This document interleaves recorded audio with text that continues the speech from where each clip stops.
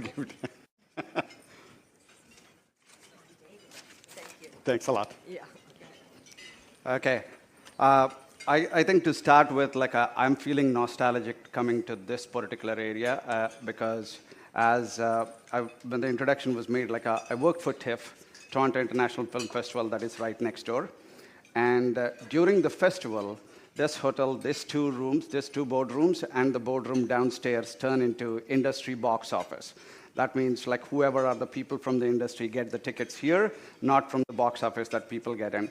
So me and my team used to spend late nights setting all these cables because everything, the network needs to be extended from there to here, and the AV because of all the things industry people coming in. So when I see these boardrooms, it is nostalgic and it is a bit traumatic as well because I feel running an event, any event, is a huge, huge thing.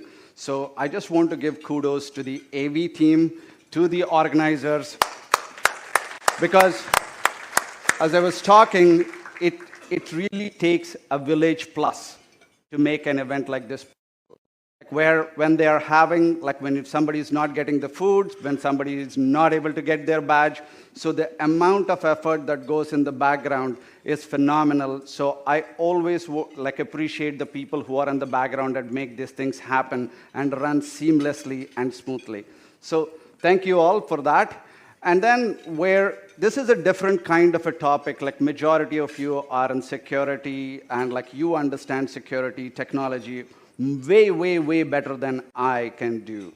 But one thing I want to get this, I want to talk about the challenges beyond the technology, what it is there, and why when cybersecurity, when it is discussed in the boardrooms, where it fails. And when I make these kind of statements, I don't want to be derogatory to any company, any leader. This is not about what they do wrong.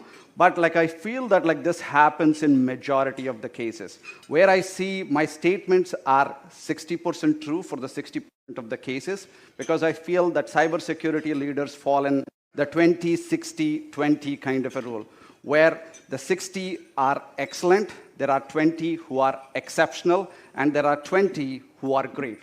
Because if you are a cybersecurity leader, and if you're talking to the board, and if you're having great teams, none of mediocre people reach there. So that's why I say there is great, there is excellent, and there are exceptional.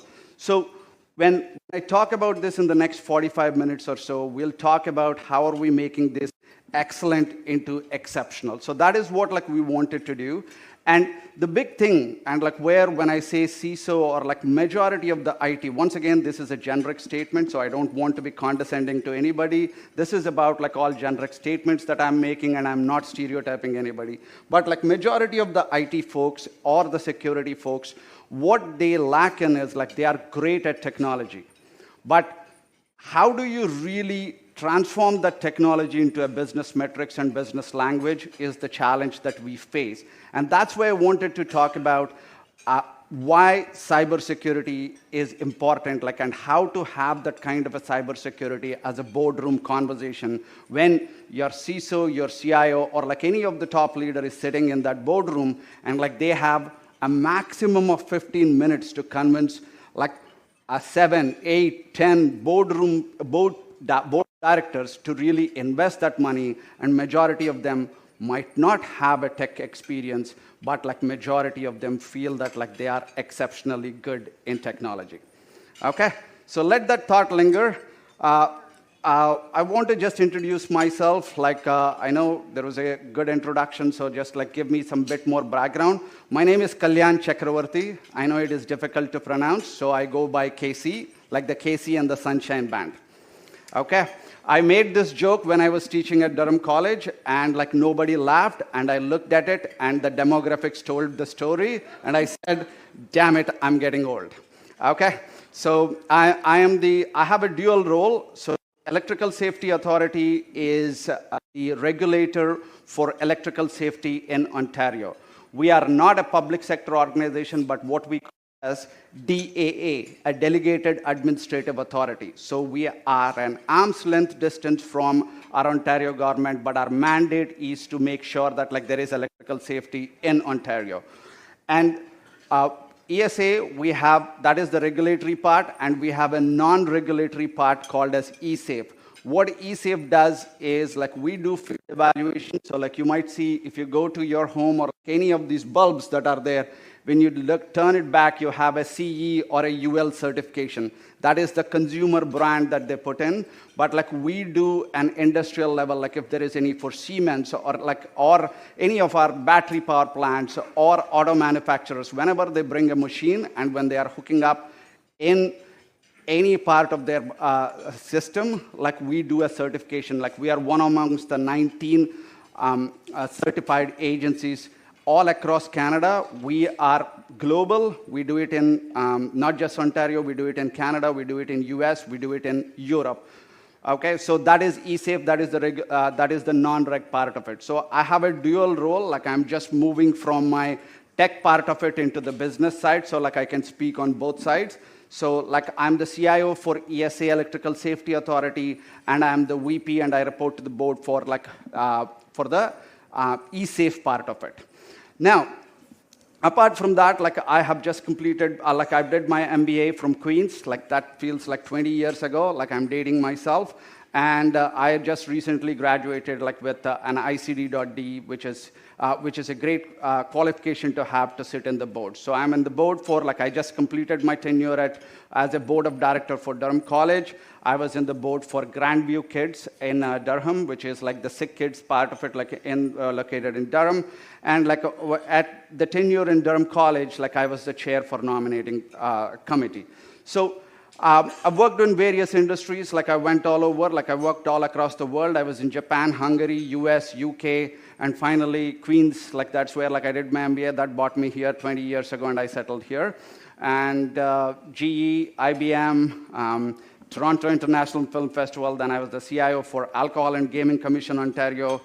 So from TIFF, I went to AGCO, and I used to make a joke, from a fun-loving place to a fun-killing place, like that's where I went in. And from there, like I went into the municipality sector. I was the CIO for region of Durham, and now like I'm at the ESA. So that is about me. And the biggest thing that like where we talk about, I wanted to make this interactive, but like when like it was announced that like, okay, somebody has to come in and give the mic, so I will try to reduce that. But like definitely what I want to do is like maybe take a 40 minutes like and then have a conversation, because like it feels odd to be a one-way kind of a thing, because like I think there are a lot of questions. I think it is an educational session for both of us. Like whenever I speak, like there is a lot of great points that like other people make, and where like, oh, okay, I didn't think about that. Like, so I add it, so it is a continuous improvement. So I think you might have heard about the saying, what gets measured gets done.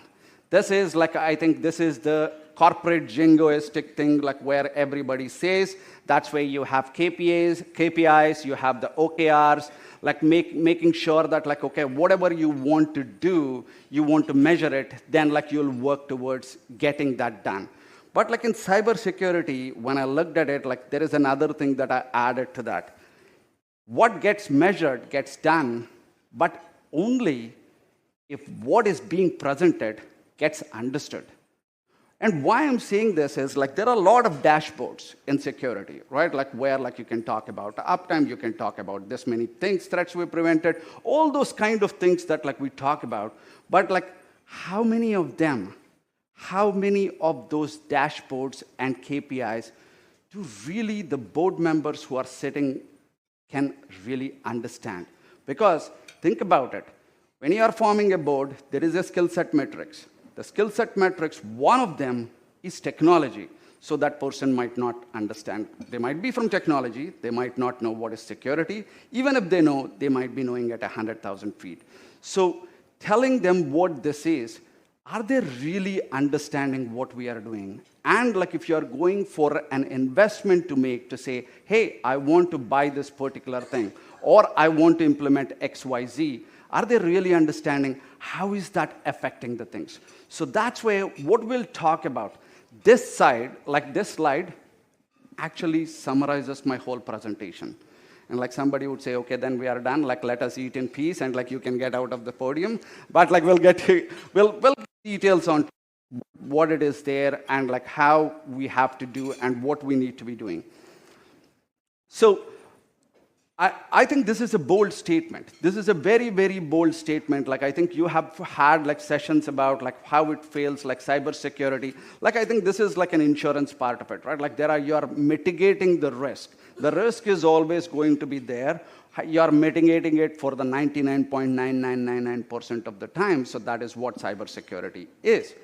So when I say it fails in the boardroom, is like where it doesn't get the attention and it doesn't get the credit that it deserves in the boardroom, and it doesn't get the funding that it needs to be, not because people don't want to spend money on it, but like because how it is being explained to them and how it is being presented to them.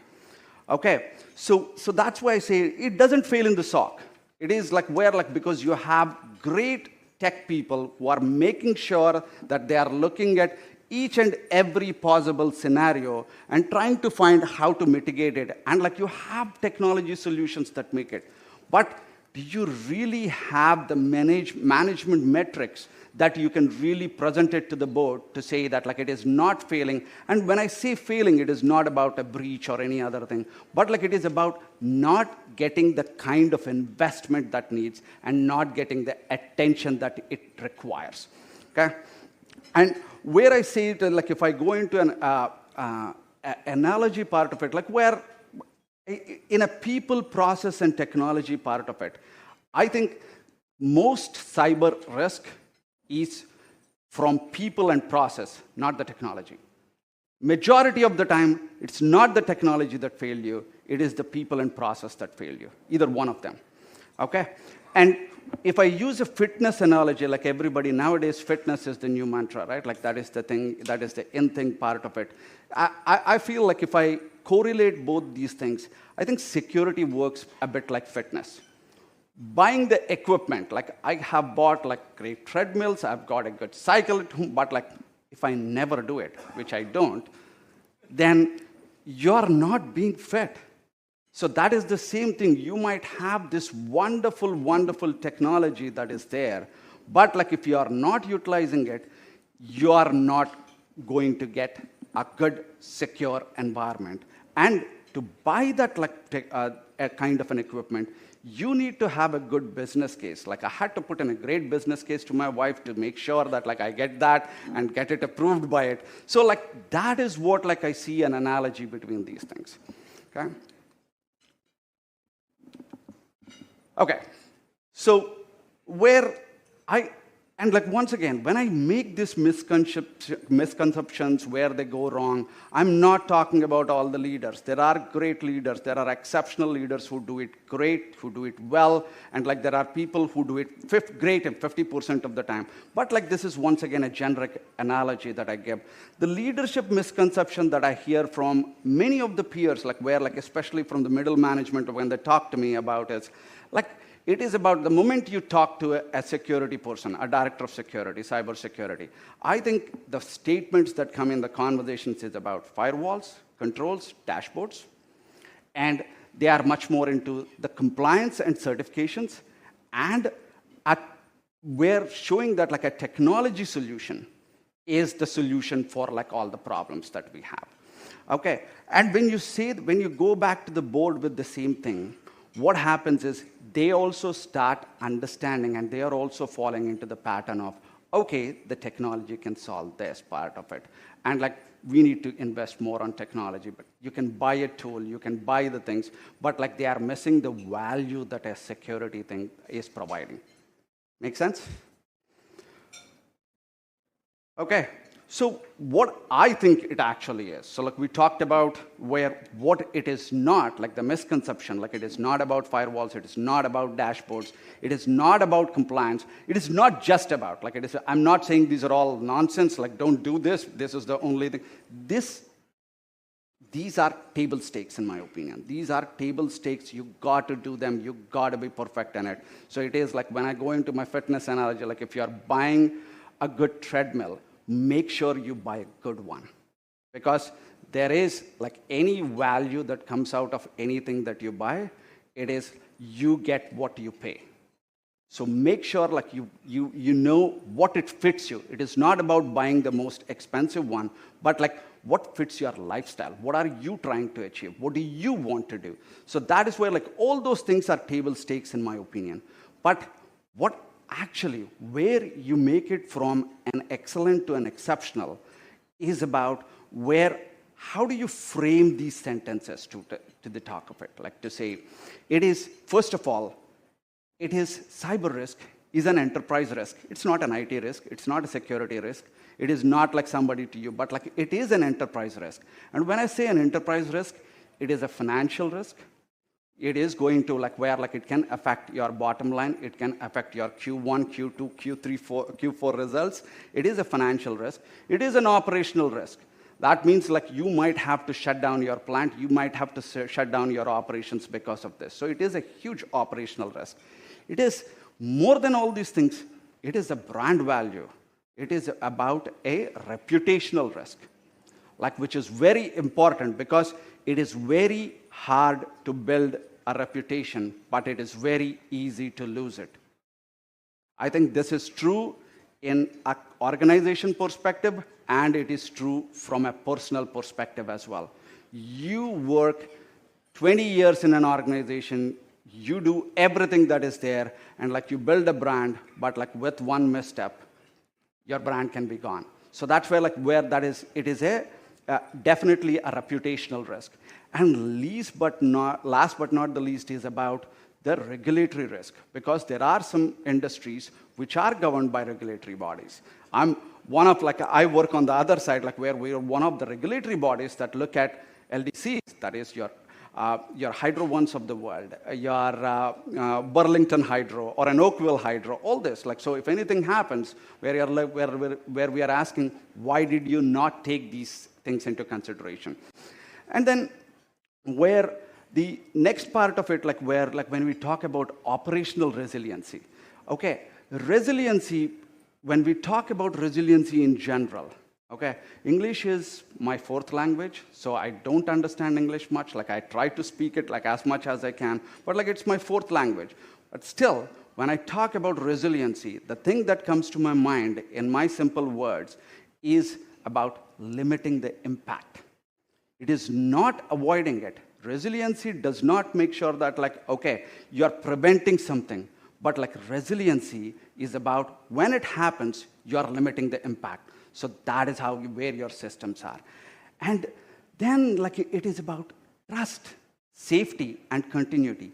And when we talk about trust, and like this is both internally and externally, because the trust is both when you talk about IT, when you talk about cyber, when you talk about these things, the trust is both internal facing and external facing. And when I say that, it is about your employees, your rest of the non-IT employees should understand that like, okay, we trust our team, that like where they know what they are doing. So like they have been consistent, they do it. When we ask them to do some of the things, okay, we are pushing you to do MFA, we are pushing you to do something. They understand, they trust us like to say why they are doing it. So that is the internal trust. And there is an external trust to say, okay, if I as a customer am giving some kind of an information to an organization where it is safe, it is secure, and like they have all the safety nets in place to make sure that like they keep it securely. So, and how I define trust is about consistent governance and a practiced response. So like it is, trust is about like when I say I trust you, when I tell another human being I trust you, means I know that like in these cases, I know what your response is going to be. I don't trust Casey to put himself on a podium because I don't trust him what we'll say. So that is, but if you trust a person, that means you know that like you have a feeling of what it is going to be, what his or her actions are going to be. So the same way when we talk about professional trust or a system trust, it is about consistent governance and a practiced response. So you know exactly when something happens, how the response is going to be. So once again, when I say mistakes, failures, all these things, this is not for everybody. This is, once again, generic. Like I want to be very, very clear on that. But majority of the commonly done mistakes in, especially in the cybersecurity, or like where, and I have seen my board members asking these questions to me. Okay, the first question they ask: are we secure? How do I answer that question? Yes, maybe, sure. Okay, it is like saying, are you healthy? Yeah, I might be healthy, like where, like, okay, there are 5, 6 parameters, like, okay, is my blood pressure good? Is my heart rate well? Like, okay, there are 5 to 6 parameters. I have this smartwatch which tells me that, like, it is all good. But am I healthy? I don't know. Like it is, I assume that like these parameters are good, like, and like it is, we are trying our level, I'm trying my level best to be healthy, and like this is what I'm doing. But like it's not a simple answer to give. So this is, I hate this question from the board members to say, are we secure? And my answer would be no.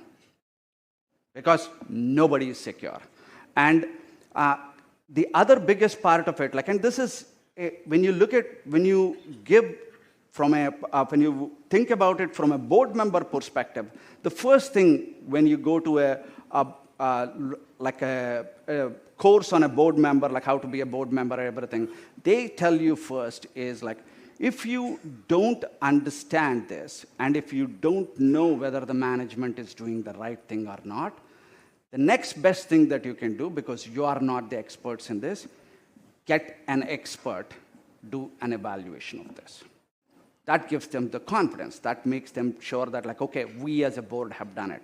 So what boards generally do then, like they tend to lean towards, is about confusing compliance with resilience. What that means is, okay, I have got the SOC compliance, I've got this compliance. So all these things, like where we say compliance doesn't necessarily mean resilience.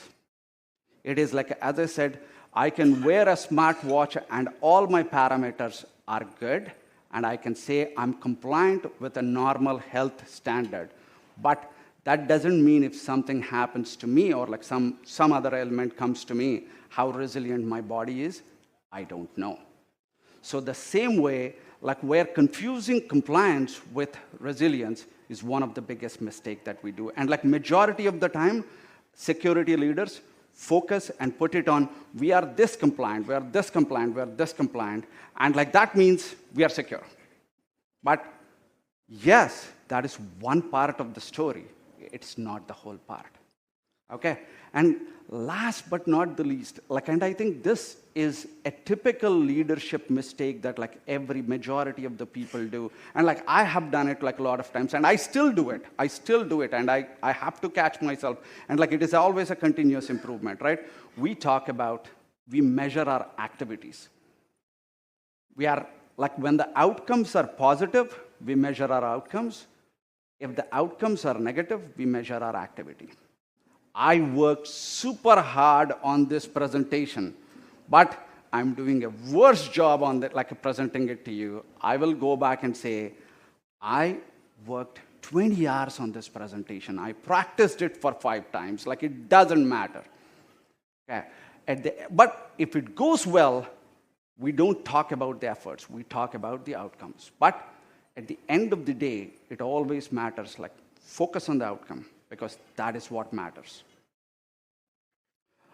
Then, the biggest translation gap that I see in majority of the CISOs like, is about technical metrics are not equivalent to business insights.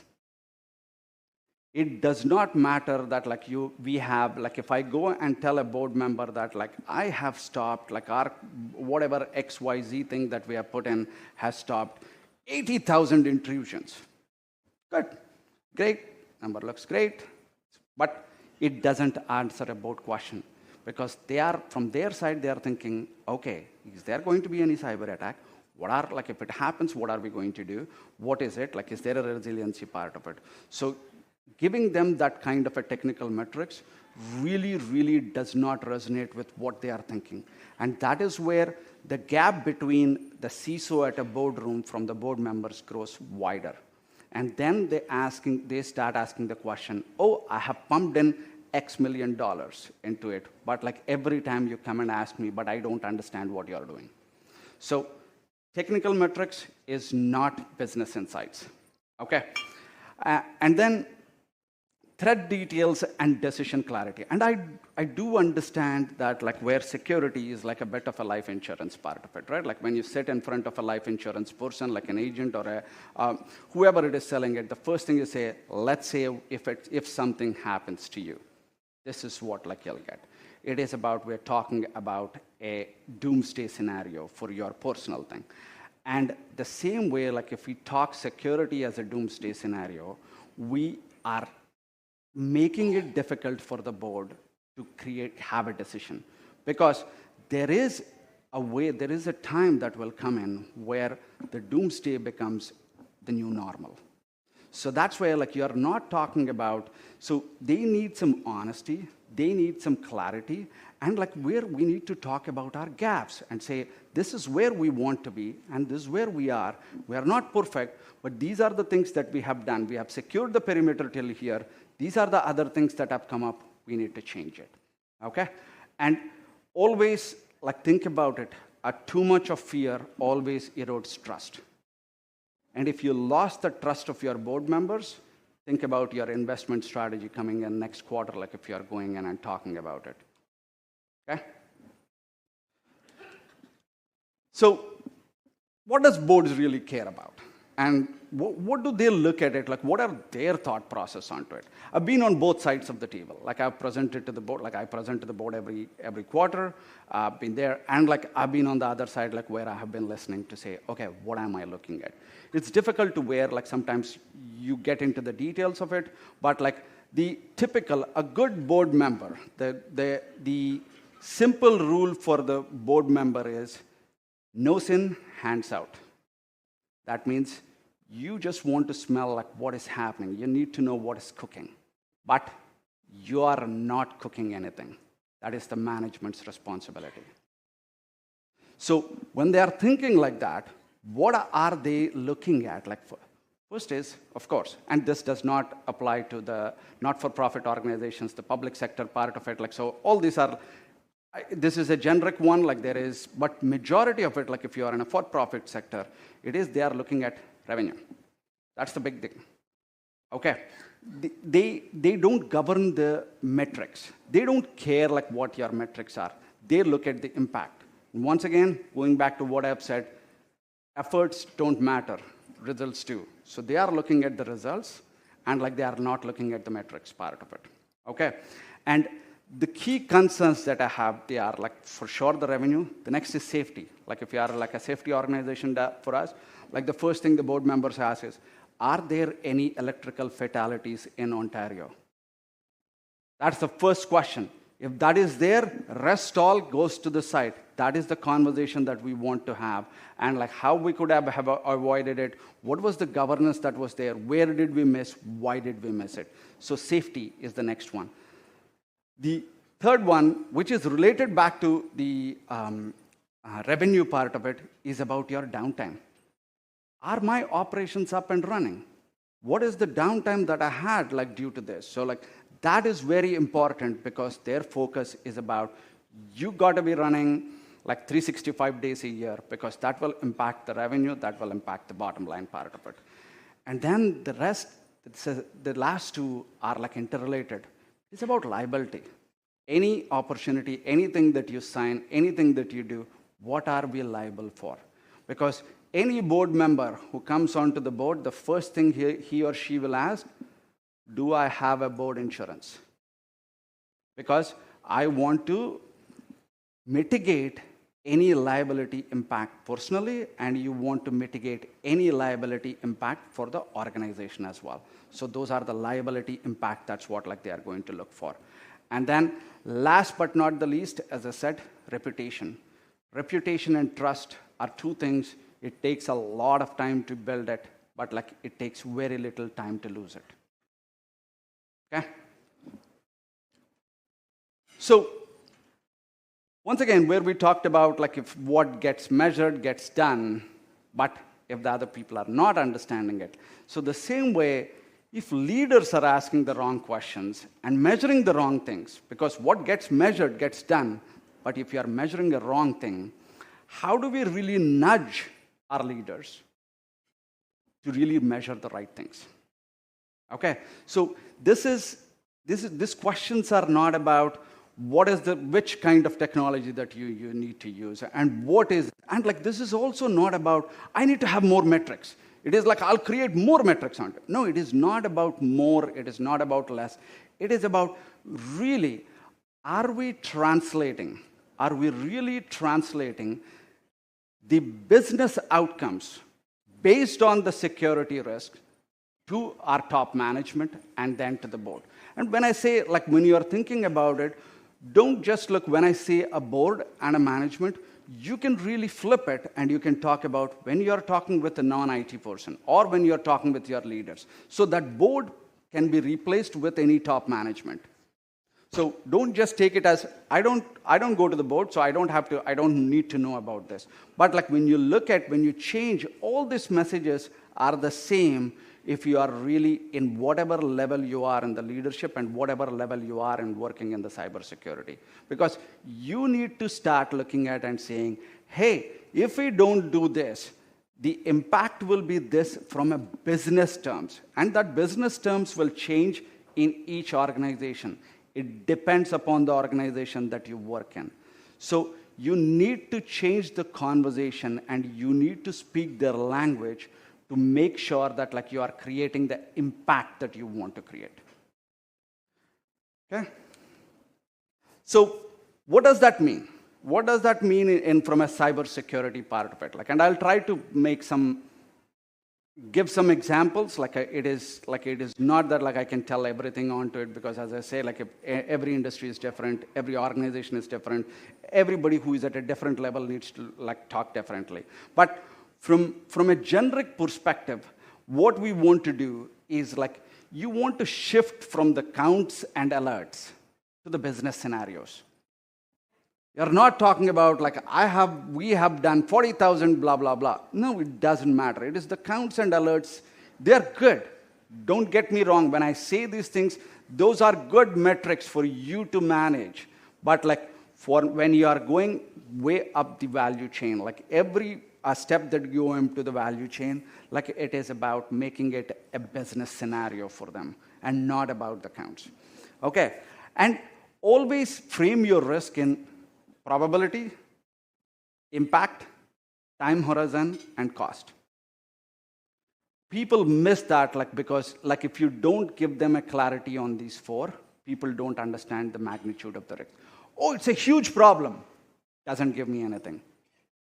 Okay, it's going to impact our servers. Like, okay, what does that mean? Now, if you leave this particular thing, it is going to impact 20% of our servers, which might have a productive, so that means these operations will be down, and the cost of not doing it for a day is X amount of dollars. That really gives you a completely different lending yield than you telling 20% of our servers will be down because of this. Okay, so that's why I'm talking about moving away and reframing the same thing. You have all the knowledge with you of what it is going to happen and what it will be. But reframing that is very important from a vulnerabilities, alerts, counts, times, incident times, everything, to business scenarios and trade-offs. So it is about, this is what is going to happen. So your trade-off is either you put in 100 grand here and save this, or you're going to lose a 400, like there is a 20% probability of losing a 400 grand here. So then like there is a completely different year for you. Oh, okay, tell me more about it. Okay, so, and once again, when I'm talking about redesigning the board deck, I'm talking about from a leader who's presenting to the board, but everybody can think about you are presenting it to your immediate manager, whatever level that is. This is getting the maturity on talking the business language rather than the technical language. I think when you have, it is wear a car dashboard, right? When you have 50 things on a car dashboard, how many things do you really look at? You want a simplified dashboard when you are driving the car. You definitely want all the things available to you, but your dashboard needs to be simple. You'll have all the knobs and levers that you can do to run that car more efficiently as per you, but the dashboard needs to be simple. So fewer the metrics, the more focused that like it is going to be. And next is about scenarios. Focus on the scenarios. If you don't do this, this will happen. It is like talking to your kids. When you tell your kids saying like, okay, you are not doing this, you are not touching that fire because this is what is going to happen. So you are not telling them don't touch the fire, like nobody will listen to it. So you need to really give that scenario for them to say what is going to happen, what is the impact. Whenever you talk about in a scenario language, you are explaining the impact to the other person. And clear decisions, like basically everything when you present it in a deck, you want to know what are the decisions. Like you want to know, this is what I want you to decide. I'm not presenting you for an information purpose. I'm not telling you the story to say, hey, these are all the things cybersecurity is good. No, when I'm going to the board, there needs to be some action items that I want from them. Either I want them to approve, or I want them to, like, I have answered their question, that like they have asked, what is the health check of your particular systems? This is what I've presented. Are you happy with my health check? So it is either a confirmation, because like they asked the question, so you need to bring it back to say, this is what you asked, this is why I presented, are you good with it? Or if I'm asking for a couple of million for an investment, this is what I want to do, these are the problems that I have, these are the scenarios, and this is the probability that like we need to have, and this is my business case, are you approving it, yes or no? So what is the action that you want them to take? There is nothing in my world called as an FYI presentation. Because the FYI presentation has come in either because they have asked something, somebody asked you a question, your manager, your board, somebody has asked you a question, or you want to inform your manager or a board or like anybody or the broader team that you have done something, or you want to ask, I need you to do this. So never ever, like in 99.99% of the cases, there are no FYI presentations in my opinion. I can be wrong, but like I have not seen it is, if I'm telling something to somebody, there is a reason why I'm explaining it to them. Okay? And defined ownership. Like this is like actions, like where it is there. You want an ownership of it. There is something, you give me the money, I will do this, I will report to you in Q3. This is what like it will there. So there is a defined ownership that like you need to approve the money for me. I am going to do this, and like this is what it will impact, and I'll show you, I'll come back to you that, okay, I've taken this money, I've done this, this is what is the new metric that it has changed. So a defined ownership is very, very important. So all this is there, and why now? Why now? What is the urgency? Like where, like this is all with cybersecurity. Like, you know, in technology industry, there are always these waves, right? Like I have seen, like I've been there for 23, 24 years. I've seen from a mainframe part of it, Y2K was this, like, oh my God, like this is going to change the world. Then like it is the thin versus thick client part of it. Like then like it came .com part, like everybody, we need to have this like part. And then like you talk about, okay, whatever, distributed architecture, like all these things, like apps were like, okay, you have an app for everything. You should have an app for everything.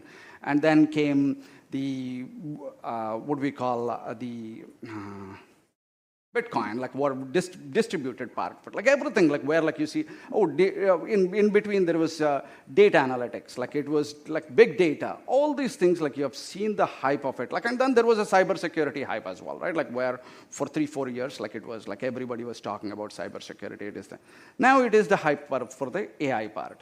So you see these things, like we have, like enough of you have been in this industry, and like you see the hypes that are going in, and like you know that like there is, in this hype, the first thing that you'll have is 90% is noise. Wherever there is hype, there is noise. And like where I see, like where 90% of the hype has noise onto it. So, but taking on to it, like everybody, when I go to the board meeting, the first thing where it is, like the moment I go and present, like first thing, oh, what are we doing on AI? What do we do on AI is the question. Again, that is the question that like everybody needs to ask and everybody wants to ask. So with the technology, the vendors, and regulation as well, and the way we do it is changing faster than the models that we have. So what this means is like this framing becomes even more important, because what you want to do is you don't want to be talking about technology, because what you are saying right now, what you are implementing right now might be obsolete by the time actually you are making that presentation. So you don't want to talk about this is the technology that we implemented, but like you want to talk about this is the problem that we have solved, this is the perimeter that we have secured, this is why we have done it, and this is the probability of like return on investment on that. And so that's why I call it as modern framing. It has become essential. It's no longer optional. It has become a very essential thing if we want to go forward in this industry. Okay, so as we talk about it, AI has changed the leadership stakes. Like it is not just about technology. AI is not just a technology. It's a concept, it's a phenomena, and like it has changed the way that we talk. It has changed the way that we will be leading in the future, and it is changing the way that we look at any business as a whole. Right? And like this is a completely topic on its own. We can talk about it like and everybody. And the biggest part of it, which I love, I digress on my topic, which I love is, everybody that I meet is an AI expert. Isn't it funny? Like where like it is like everybody knows about AI, and like because either they have read 2 articles, they have heard 3 podcasts, and or they have put in they went to a course, a 2-week course, and like they are going to tell like, okay, how AI is going to change the world. And think about sitting with 7 to 8 seasoned executives who have who have accomplished in their life, like all that, and they become the board members, and like they don't want to be obsolete. They don't want to be the dinosaurs. So they listen to these podcasts, they listen to this, and they add their experience onto it, and they are the new AI experts in the boardroom. So having that, so we need to be talking about like how to really, first of all, you're not just explaining to them, because you can't explain AI to them because they already know it. So how do we really take that conversation? So that's why this leadership stakes is becoming very important. The way we communicate, the way we really form the things becomes very important, because you can't tell them, this is not AI. No, you don't know it. I have heard from a friend. Beautiful, thank you. So this AI is accelerating capacity, and the bigger other part of it is like systems are becoming interconnected as well, right? So what this all comes down to is like there is one thing that is not going to change. There is one thing, is about governance. That the fundamentals of governance, irrespective of whatever the change in technology, the fundamentals of governance have always been the same and will always be the same. The fundamentals of it. There are portions of governance that are changing, that need to adapt to the change in technology. But like from a technology governance perspective, the fundamentals have not changed. That's why I say like anything in technology, whether it's security, whether it's AI, whether it's implementation, any of the things, it is the majority of the time, it's not the technology that fails us. When I used to do like large implementations, and when a board used to ask, okay, what are your biggest risks? I said like people. People are my biggest risk. So how come? I said like I can build a great system, and when people are not there in it, it worked perfectly well. The moment I put in people, it stopped working. So who is the problem? People, not the technology. It worked well without them. So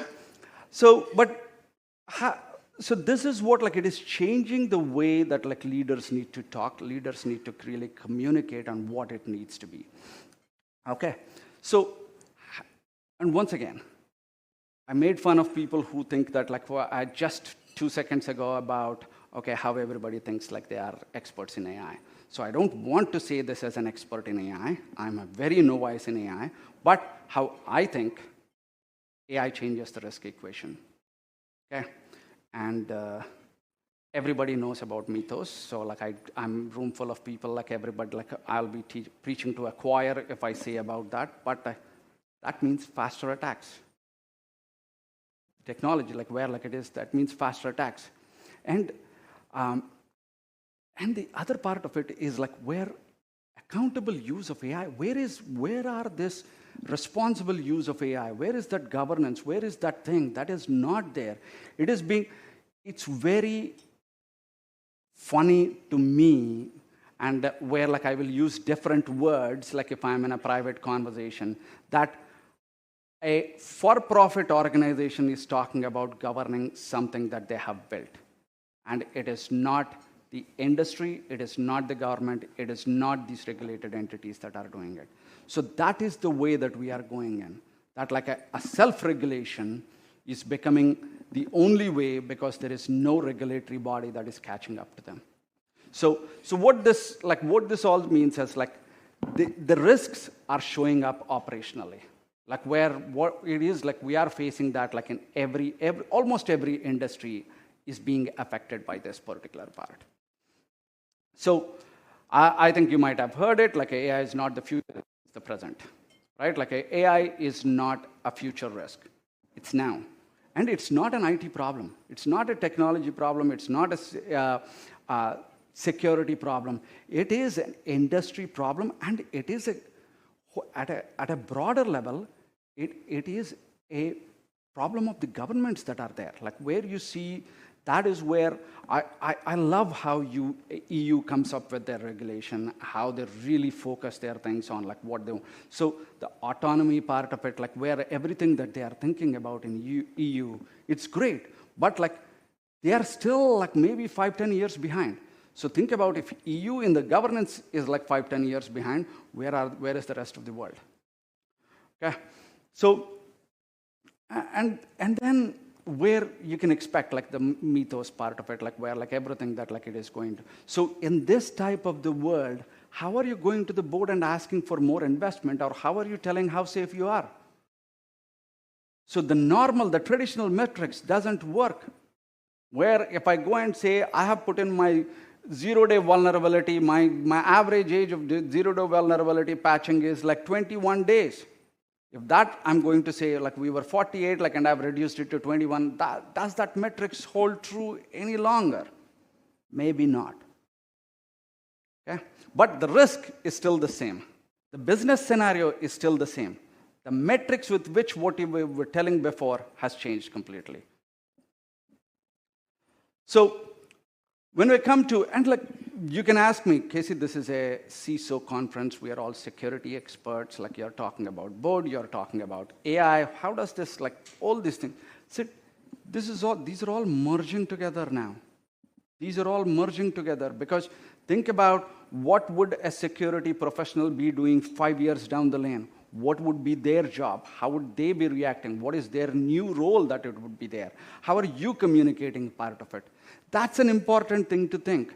It is not that like people will be out of jobs. It will be the kind of jobs people will be is going to change dramatically. So when we talk about it, and especially in the tech industry where like we are, like I'm an engineer by like that's what I studied. So I have that engineering mindset to say I will do my job. I'm great at it, but like me talking to people and doing this not my type. I can be great, wonderfully vocal in my small set of group. I can tell my opinion, but if I want to tell it on a broader one, I'm not comfortable. But look at how it is changing and like what we need to adapt to be there in that roles. So the first thing is like where basically anything your organization or you as a leader need to align the values and regulation. What are we doing? What do we live for? What are our things? What are my values? What are my organization values? Then the biggest thing that I believe in is like transparency and explainability. Transparency, the key word being transparency. You gotta be transparent like when it is there to say that like, okay, this is how we do things. This is why we do things. And boards especially, or the senior management, where they must oversee the risk AI risk appetite, whether it is implementing AI or not implementing AI. Not implementing AI is also a strategy. It is also a strategy that is being discussed in boardroom discussions that like where I don't want to do AI like investments because like it takes a lot of money. Let others go into it and we'll catch up. And that's a great strategy. That is fine. Okay? And every strategy, like basically it's a 50-50% probability, right? Like where you can say, like 5 years later, you might say that was the best strategy, or 5 years later, you might say that's the most nonsensical strategy that I've heard. Okay? But they are having these conversations. And then accountability. I think in this world, like who is being accountable for all this? And like this accountability really goes back to the regulation. Those two are very, very interconnected in my opinion. Because if you don't have the regulatory oversight onto it, like you are not building an accountability for any organization or any individual. So taking that back to CISOs like onto it, this once again, it's very, I think you all know this, like this, I'm just reiterating the majority of the things that you know from your side to say is about our AI dependency in supply chain, like where like it is increasing. And where like yesterday, like one of the directors, like I bumped into him in the hallway, like, and he was saying, Casey, the laptop that used to cost $2,000 is now $4,000. I said, what do you mean? These are the, like where like majority of the hardware, like it is going into building this huge data center. So like the supply chain, like, so there is a disruption in the supply chain. It is not just about the global problems that we are having, it is increasing the supply chain, but like the AI part of it, like specifically, so I know it is very difficult to delineate these two, but like from an AI part of it as well, like where there are supply chain AI dependencies that are happening. And for sure, like the cloud concentration risk, like where we talk about like where data residency, what are the things, what is happening, what do we need to do? And then most of the critical infrastructure is digitized. For example, like I used to work for Region of Durham, right? So majority of the water, like where water and wastewater, like it is IT and OT, like it was OT was a completely separate thing, but like now IT, OT merging all to it, it is a huge risk that like where like from a security perspective. Like think about like where like if somebody gets access to all that water purifier plants and everything. So how much of that like we thought about security 10 years ago on the OT side? Near minimal. Now, there needs to be a huge investment because we need to catch up on that. Okay. And last but not the least is like regulatory divergence, right? Like where like I think where the problem of governance and regulations is that like the moment we put in regulation, like where if there is no regulation, there is zero regulation like that we have. And the moment somebody decides, oh, we need to regulate this, there are 5 bodies that come into picture. And then like there is a regulatory overcharge of that, like that happens. And then you're having multiple bodies governing you. So there is a cost to the company, there is a cost to like what you need to do, the amount of efforts that you need to put in. So that all will come in like in the pretty near, like in the 3 to 5 years that I'm expecting that like where in North America that will be the case. Okay, so I think having said all this, Casey, these are all great things, lovely presentation. So what's in it for me? So you are the security leaders of present and future. This is the kind of people who have taken their time to learn more. That means you are very enthusiastic to really say, how do I improve myself? And like, what is the information that I can get?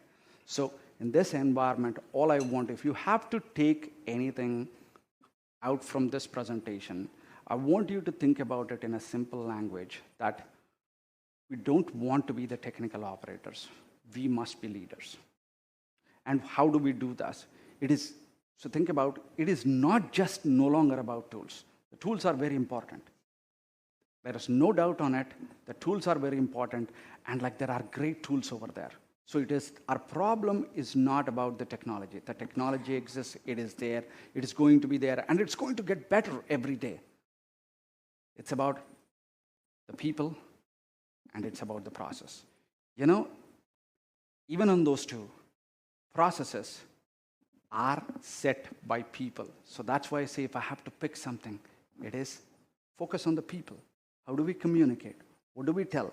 What is the easiest way? And how does it, what I'm saying, how does it matter to them? Okay? So changing your communication, making sure that like any communication, you have those things. Just think about it, okay?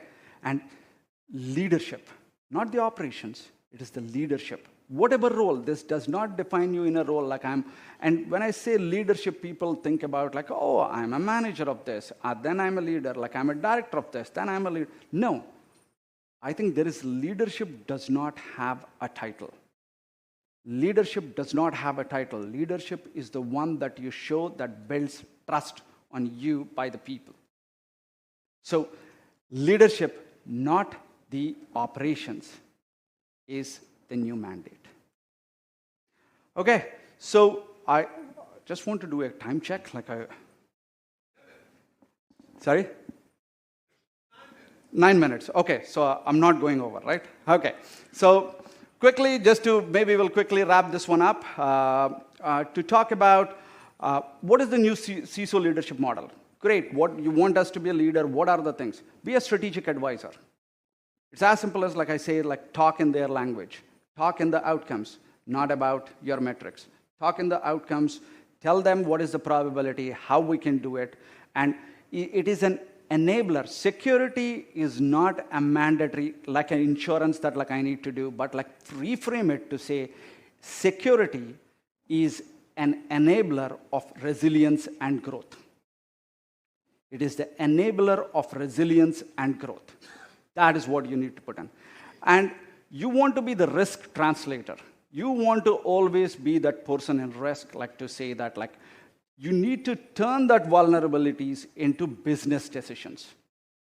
What are these, like I might have XYZ vulnerability in a technical, but like what does that mean in terms of a business decision and a business impact? Okay, and you want to build the trust. You want to be the trust builder, like and trust builds by consistency. Trust in the professional world, it is about consistency.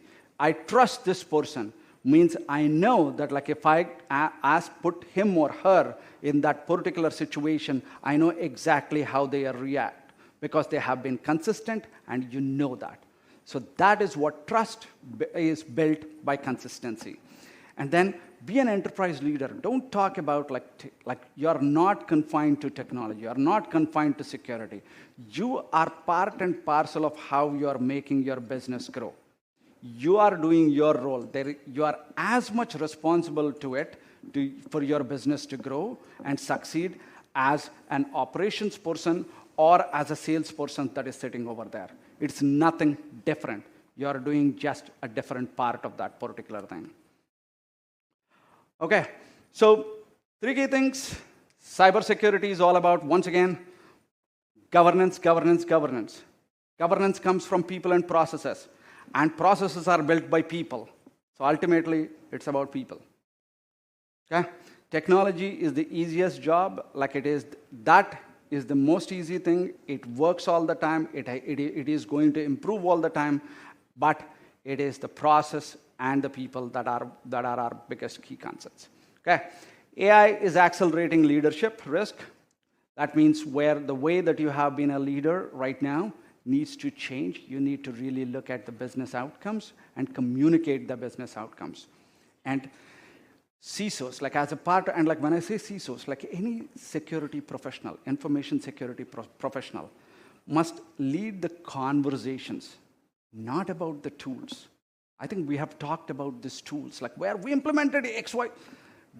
We implemented a tool that really helps us to do XYZ. The tool is immaterial.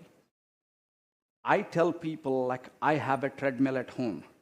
I don't like really tell people that like I have this, like whatever the brand treadmill. It really does not matter.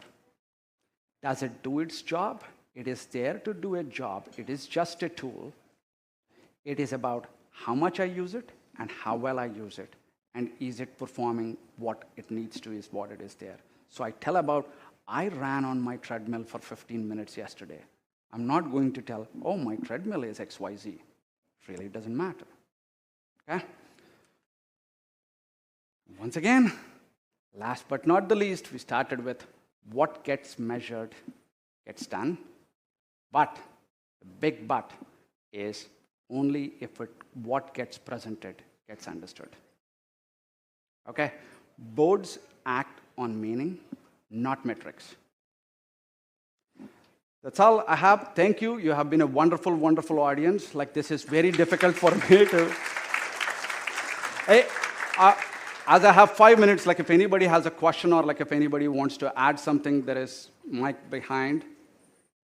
I would love to have a question or two so that like I feel that something I talked, I made sure somebody can think about it. Yes, there you go. Thank you.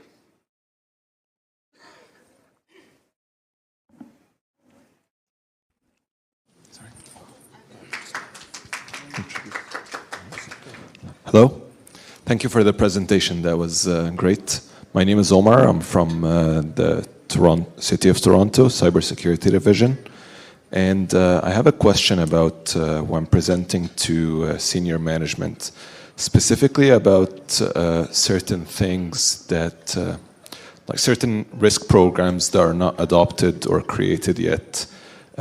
When presenting those things and the senior management doesn't really see where the risks are, despite of you presenting this so many times, presenting data and numbers and explaining that attacks happen because of basically the lack of this process. What is your advice on what we could do about this to make sure that they see it and adopt this process? Thank you.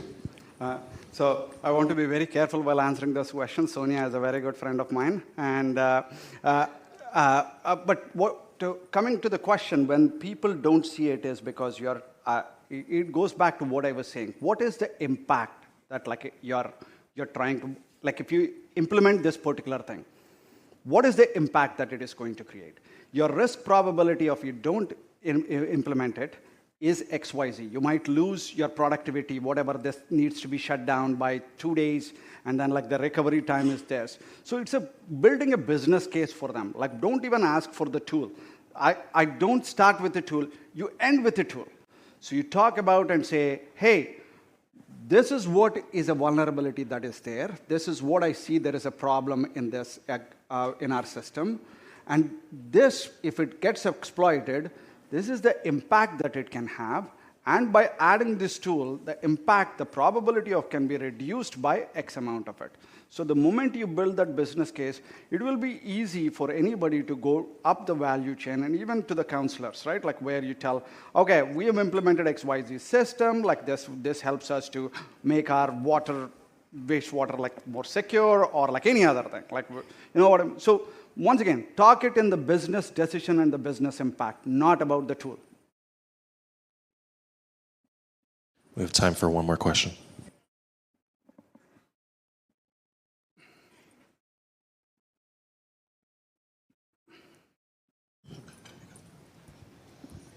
Hi there, I'm Ash, work at a travel company here in Toronto.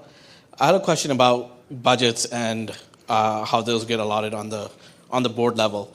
A lot of feedback I get from the C-suite in my org is, companies our size, what's the percentage level of investment we should be putting into cybersecurity, and like where are we right now, and how do we compare against other companies in our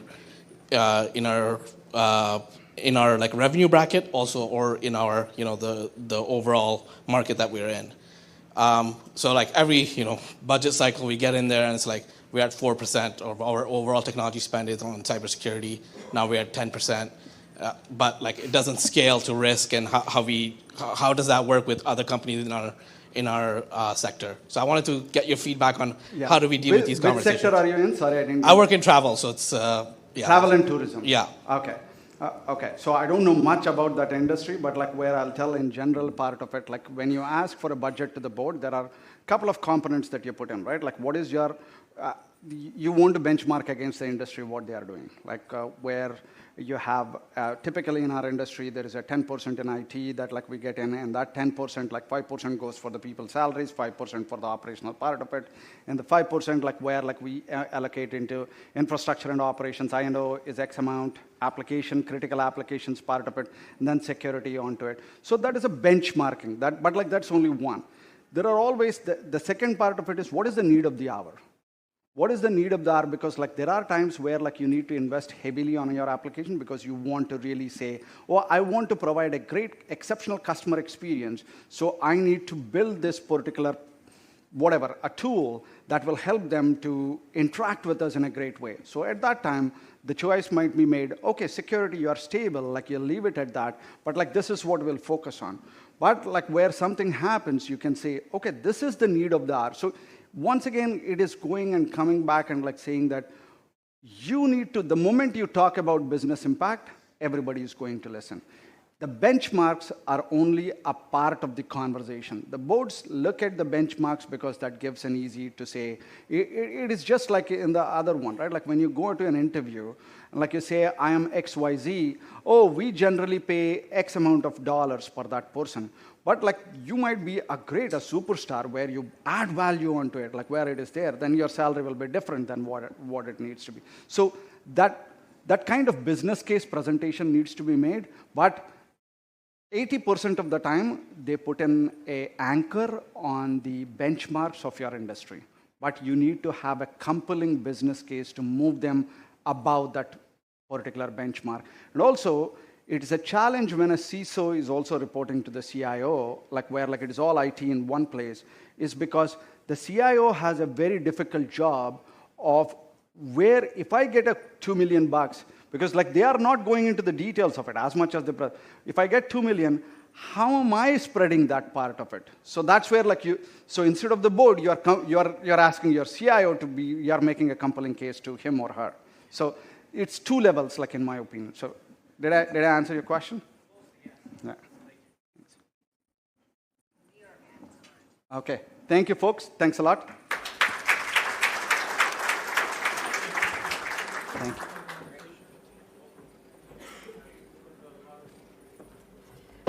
Okay, everyone. We're actually going to have Casey. He's going to be joining our panel later today. We're going to take a 30-minute break so they can clean the room. There's coffee over there and some really good dessert over there. So make your way over there. Continue to get your prize cards filled out. We will do the spin wheel when you come.